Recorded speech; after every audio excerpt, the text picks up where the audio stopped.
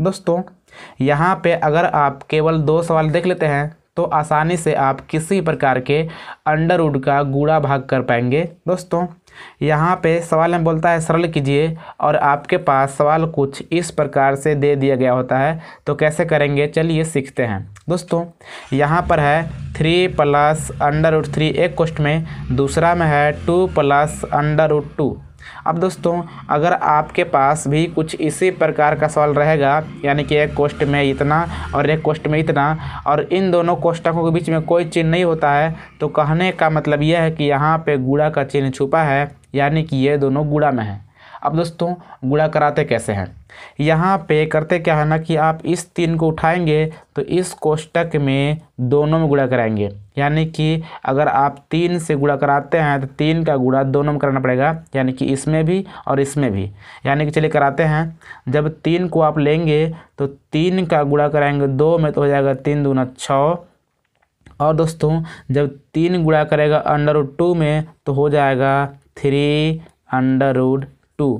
दोस्तों कुछ लोग करते हैं कि 3 दूना 6 करते हैं अंडर रूट में, ऐसा नहीं होता है। अगर ये भी होता अंडर रूट में तब 3 दूना 6 होता अंदर, लेकिन ये बाहर है तो बाहर ही रहेगा इस प्रकार से। अब दोस्तों 3 को हमने इन दोनों में गुणा करा लिया, अब इसी प्रकार से इसको उठाएंगे और इसका भी गुणा इन दोनों में कराएंगे तो कितना होगा, अगर इसका गुणा कराएंगे इसमें तो हो जाएगा प्लस 2 अंडर रूट 3, क्योंकि इसमें अंडर रूट नहीं लगा है तो ये रहेगा बाहर, ये अंदर तो अंदर ही रहेगा इस प्रकार से।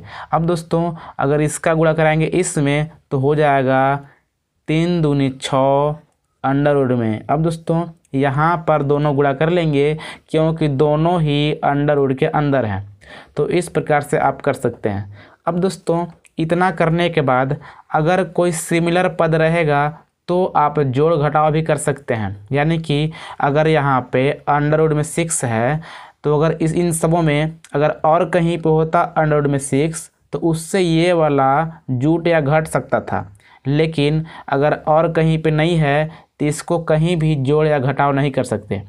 इसी प्रकार से यहाँ पे अंडर रूट में 2 है, यहाँ पर 3 है, यानी कि इसका भी कहीं सिमिलर नहीं है और इसका भी कहीं सिमिलर नहीं है। कहने का मतलब कि अगर और कहीं पे होता अंडर रूट में 2 तो उससे इसको जोड़ या घटा सकते थे, लेकिन नहीं है तो छोड़ देंगे, यानी कि कोई भी किसी से नहीं मिल रहा है तो आप छोड़ देंगे। ऐसा कहीं मत कीजिएगा कि 3 और 2 5 और 5 और 6 11 कर दिया, ऐसा नहीं करना है आपको कभी।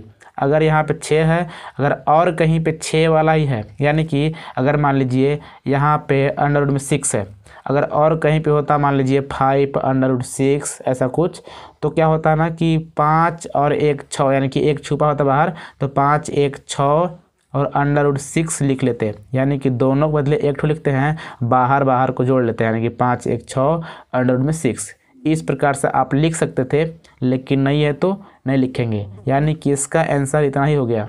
अब दोस्तों इसी प्रकार से इसको करेंगे। अब दोस्तों इसको करने के लिए यहाँ पे 2 ठो रूल होता है, मैं पहले आपको बताता हूँ।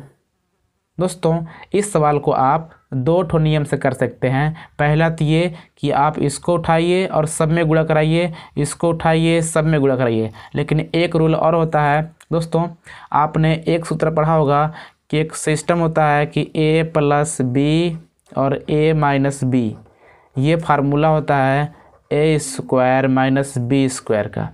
यानी कि अगर एक क्वेश्चन में a प्लस बी, एक क्वेश्चन में a माइनस बी है, तो ये फार्मूला होता है a square minus B square.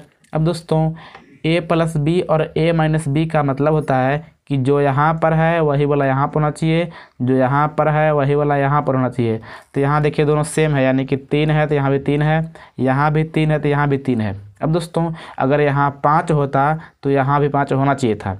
अगर इस प्रकार से रहेगा, यानी कि a plus B a minus B, यानी कि a plus B a minus B, तो ये फार्मूला होता है a square minus B square का। तो कहने का मतलब a का स्क्वायर, मतलब a का स्थान पर कौन है 3 है, तो 3 का स्क्वायर करेंगे, माइनस b का स्क्वायर, यानी कि b का स्थान कौन है अंडर रूट में 3 है, इसका स्क्वायर करेंगे। अब दोस्तों स्क्वायर का मतलब होता है कि किसी भी संख्या का 2 बार गुणा। अगर 3 के स्क्वायर है तो इसका मतलब ये होता है कि 3 गुणा 3 2 बार लिखेंगे, तो कितना हो जाएगा 3 3 की 9, तो यहाँ पे आप लिखेंगे 9 माइनस। अब दोस्तों अगर किसी भी संख्या के अंडर रूट का अगर 2 बार गुणा कराएंगे, यानी कि अगर मान लीजिए अंडर रूट में 5 है, अगर इसका गुणा आप 2 बार कराएंगे तो क्या होता है ना कि 2 बार गुणा करने से इसका करड़ी ख़त्म हो जाता है, यानी कि 2 बार 5 रहेगा करड़ी में और गुणा करेगा तो सिर्फ 1 ठो 5 लिखते हैं इस प्रकार से। यानी कि अगर 3 का स्क्वायर करेंगे तो सिर्फ 3 हो जाएगा। कोई भी संख्या अगर अंडर रूट में है, अगर आप उसी संख्या से 2 बार गुणा कराते हैं तो उसका करड़ी ख़त्म हो जाएगा। तो इस प्रकार से जब 3 का स्क्वायर करेंगे तो यहाँ पे सिर्फ 3 होगा। तो यहाँ दोस्तों 9 माइनस 3 हो गया, यानी कि 9 में घटेगा 3 तो बचेगा 6। इस प्रकार से हमने इसे कर दिया। लेकिन दोस्तों अगर मान लीजिए आपका दिमाग उसमें काम नहीं किया और आप इस सूत्र को याद नहीं कर पाए हैं तो कैसे करेंगे? यानी कि सेम टू सेम फार्मूला है। कितना होगा? 3 प्लस अंडर रूट 3 और 3 माइनस अंडर रूट 3। अब दोस्तों हमने बोला है कि आप इसको उठाएंगे, इसका गुणा कराएंगे दोनों में, इसको उठाएंगे, इसका गुणा कराएंगे दोनों में, तो कितना होगा? इसको उठाते हैं, जब इसका गुणा कराएंगे इसमें तो हो जाएगा 3 त्रिक 9, इसका गुणा कराएंगे इसमें तो हो जाएगा -3 अंडर रूट 3।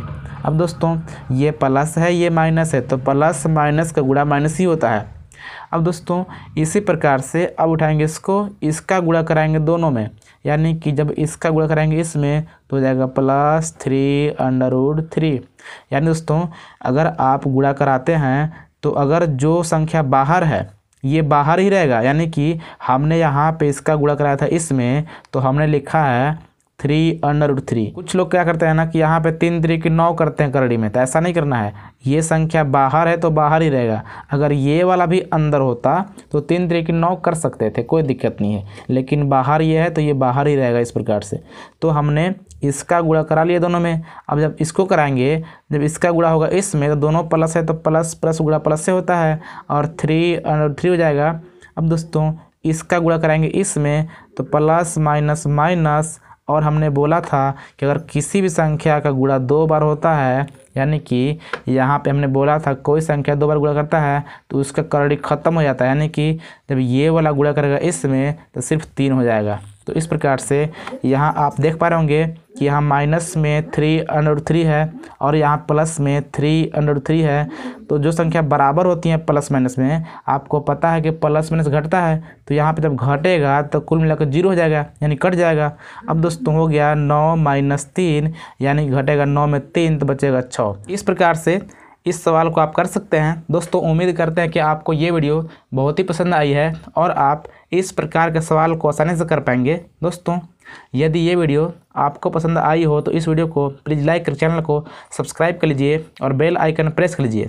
अब दोस्तों जो सवाल ये वाला है इसका आंसर आप कमेंट बॉक्स में कमेंट कीजिएगा, मैं सबका रिप्लाई करूँगा। सो फ्रेंड्स मिलते हैं किसी अगली वीडियो में, तब तक नमस्कार, जय हिंद।